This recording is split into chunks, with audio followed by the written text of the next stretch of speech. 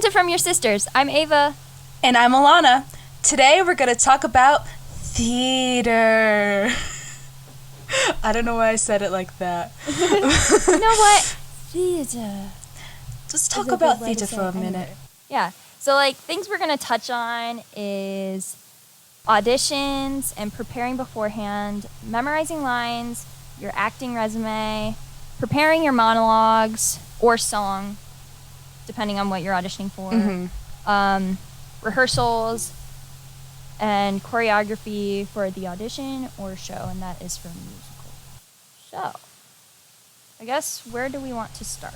Well, in my notes, I have... Yeah, I might bounce off your notes, because that's pretty much what I would put anyway. Yeah, we have a document that has, all of our notes in it, so... Yeah, I'm a slacker and didn't do mine this week. It's chill. I'm just extra, so we don't jump off the train. So let's. That's why we do it in first. Yes. So let's talk about the first bullet point. Let's talk about auditions. Let's go. The scariest part about the. I was let's talk about it's your first time auditioning, and you don't know what is going on. You're terrified. Oh. And you don't know what's gonna happen. Flashbacks. Oh my gosh. We've been there, so this is relatable. The first thing that you probably should do is drink water. Don't drink too much, but drink enough water. So especially because if you're gonna be singing, if it's a musical audition or something, you definitely want to be hydrated because you don't want to step in there and start singing and be like, ah! Yeah. Because reaching for your notes so badly that you don't have the hydration in your throat, to put it simply. Yeah, and bring a water bottle. Oh my gosh, my throat. What's happening? I had dinner before this. So, yeah, bring a water bottle so you can drink fluids before your audition happens. Because, I've been in those situations, I forget my water bottle, and then I have to go to the drinking fountain, and I don't like doing that. That's the worst. Yeah, so, make sure you have a water bottle so you can get your H2O and nail that audition. Yeah. Yes. And don't put off your nerves either, since we were talking about nerves. Yeah. Don't put them off. Definitely use them as fuel, because I've tried to put them off before, and it does not help at all. You just get more nervous the more you... Oh, what was I going to say? Shoot.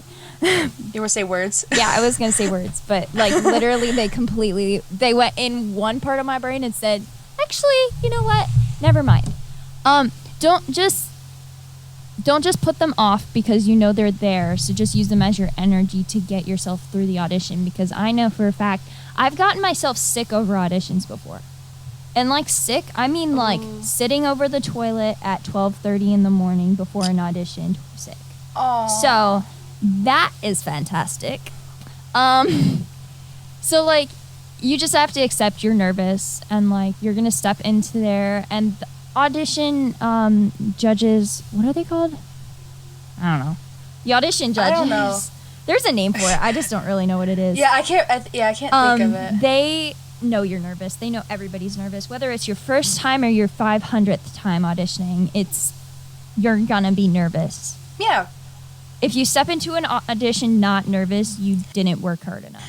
Yeah, what my dad usually says, it's okay to be nervous, because if you're nervous, it means that, you want to do great. Mm-hmm. And, just channel that, nervous energy into, good energy. Because, if you don't feel, nervous about doing something, then you're not excited. I was do you even care? If this is your passion and you want to do it, you're gonna get that adrenaline and that nervousness, but you should always keep it calm, take deep breaths, and you're gonna get through the audition. It's gonna be okay. You're not the only one that's going through this. There's everyone else that's around you is going through the same thing. So yeah. So take those deep breaths when you're feeling anxious. That's what I do too. And also for me, like when I get nervous, like I like to shit. Oh, hit my music stand. Just think of it this way: if you've ever watched High School Musical, or shake it out, like just like shake all that energy. Do the like 1, 2, 3, 4, 5, 6, 7. 1, 2, 3, 4, 5, 6, 7, 8. 1, 2, 3. Theater things. Yeah, it's theater things. Yes. Okay, so going off of nervousness, because I know it happens. It happens every single time I step into the audition, whether I am confident or not. Yes.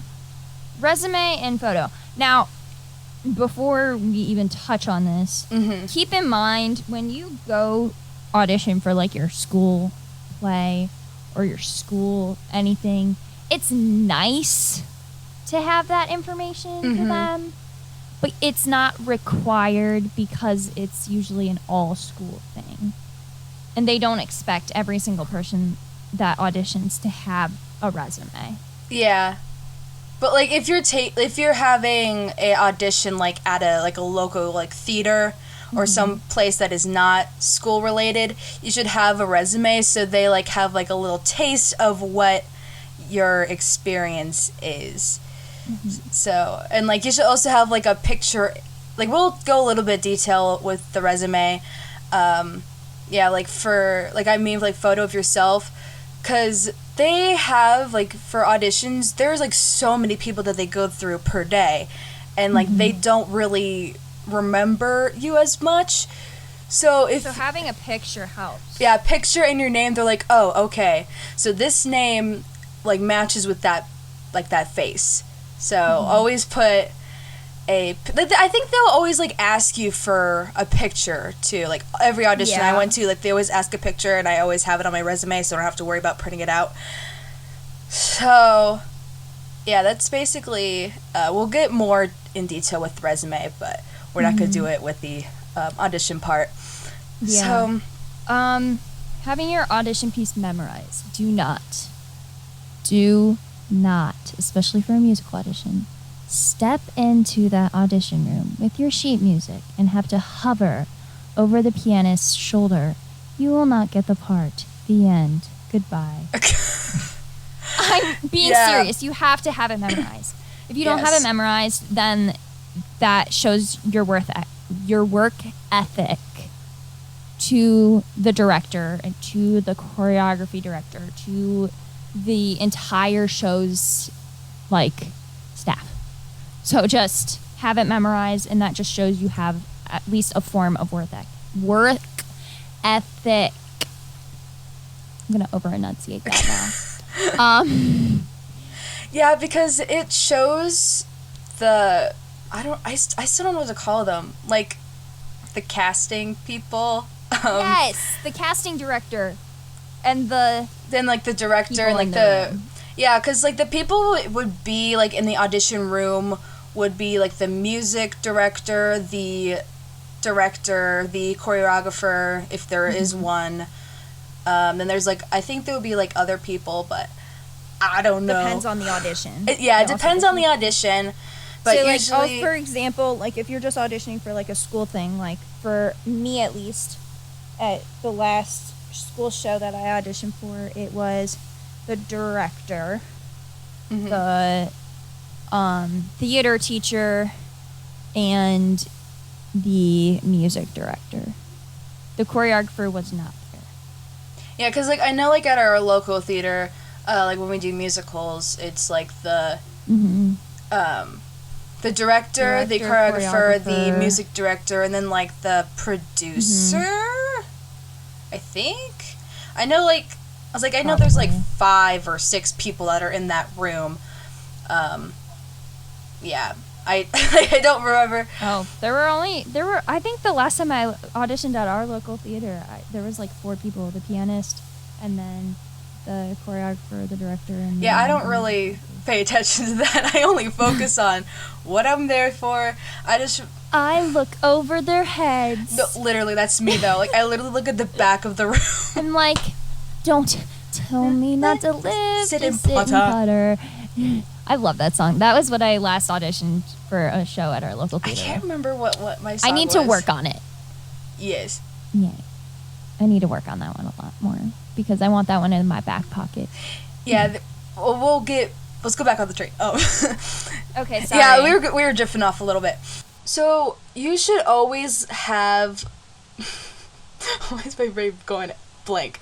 You should always have, like, a repertoire in your back pocket. Yeah, like, you should always have a handful of songs and monologues, like, ready to go. Because, like, what if there's, like, an audition coming up, like, in a week or so, and you're like, oh, I don't have anything prepared. But if you have stuff in your back pocket, you do have stuff prepared. Like, that's what I learned from my mom, because, like, in a young age, we, like, auditioned for stuff.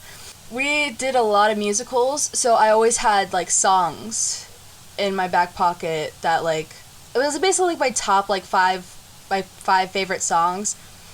And I would just pick one of those 5 songs and sing it for that audition. Like, when I was growing up, I didn't really have many monologues to memorize, but, like, in high school, well, kind of in middle school, or the end of middle school, and in high school, we did a lot of monologues. But we'll get more in detail of how to memorize monologues, and probably songs, too. It's so hard. Yeah. I'm kidding. I'm not going to scare you away by saying that because that's not true.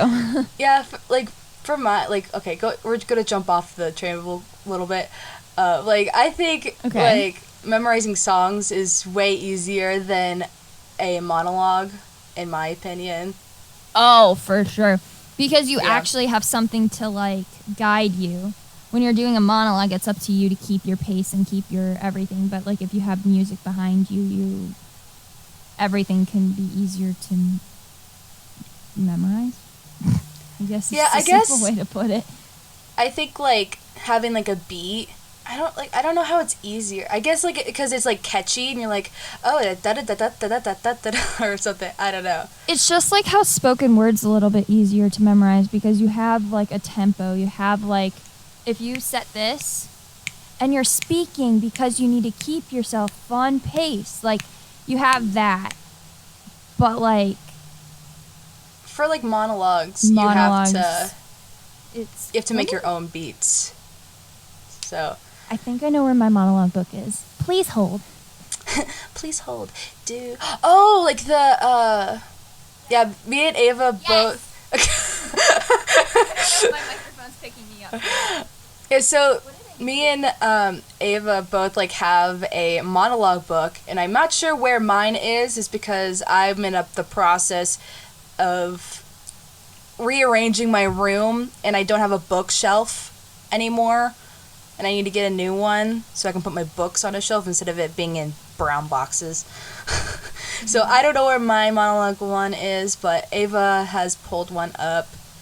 So I have mine, but I'm looking for this one monologue because there's a monologue in here that I did in theater, so I wanted to give an example. So if you have anything else you want to talk about while I look for this. Well, let's, like, jump through, like, the next thing on the list for auditions. Oh, wait, I might have found it. Hold on. Okay, let me say this first. You should always be ready to go because, like, I don't know if you've been, like, in those auditions, like, they would be 5 or 10 minutes ahead or 5-10 minutes behind. So you should always be, like, on your feet, like, ready to go at any moment. And that also ties in, like, always come to your, like, audition, like, place early so you have time to, like, breathe and to look what your surroundings Sometimes, especially, like, for example, at our local theater, they have us fill out a piece of paper. Yeah. Now, if you have a resume, like, you really don't have to fill out that piece of paper other than, like, conflicts or whatever. But other than that, but, like, I don't know what a lot of other theaters do. We're kind of bound to our local theaters and schools, so. Yeah. Yeah, because, like, I like going to the audition place wherever I'm auditioning, like, 20 minutes early. So, like, I can, like, sit and, like, absorb, like, what's going to happen and kind of, like, take deep breaths. Because I don't want to feel rushed. Like, I run to the audition, I try to get, like, this paperwork done, and then go into the like to audition and then like getting out, like I didn't want to feel panicked. Like I want to feel as calm as possible. So always go to the audition place early. And I guess that's like on the next thing is like being flexible during audition, because things could change too. Like there's people that like audition, or there's Sign like up. these people that sign up for like a spot and some reason they don't show up. So you could have been like bumped down to like, okay, you're next, even though like that wasn't your assigned spot. And also like in the auditions, they could give you like a thing to read and you have like 5 minutes to look it over.